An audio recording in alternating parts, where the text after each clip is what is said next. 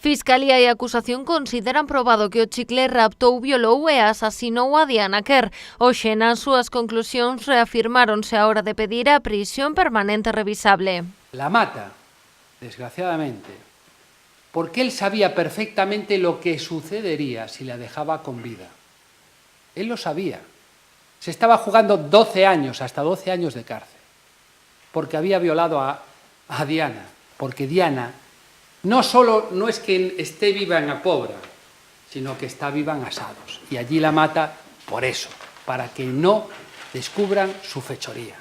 Insistiron en que a morte non foi accidental, como declarou José Enrique Abuín. Aseguraron que se trata dun depredador sexual cun modus operandi que repite coas súas vítimas e restaron importancia á ausencia de ADN no cadáver de Diana. Y no lo duden ustedes, es muy peligroso.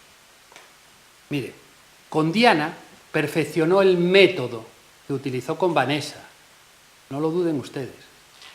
Y como sabía lo que sucedería por experiencia, pues terminó con la vida de Diana, porque ya sabía que lo iba a denunciar.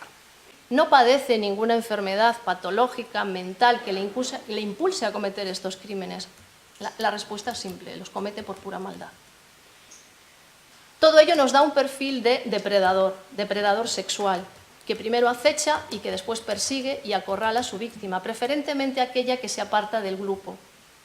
No siente pena, arrepentimiento, compasión, culpa. Ademais, ben probado que actuou con asañamento e aleivosía. Abordó a Diana en Apobra do Caramiñal, eso está clarísimo, y la trasladó a un lugar aislado en Asados.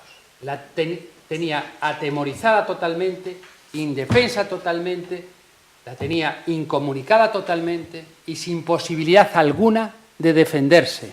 Y allí fue donde la desnudó y la agredió sexualmente, aprovechando la impunidad que les daba ese lugar. A acusación e Fiscalía reclaman que non se teña en conta o atenuante de confesión, xa que o chicle deu ata 3 versións diferentes do sucedido. Hoxe puxeron o acento sobre o sufrimento que pasou a familia e reclamaron xustiza para Diana. La única pena perpetua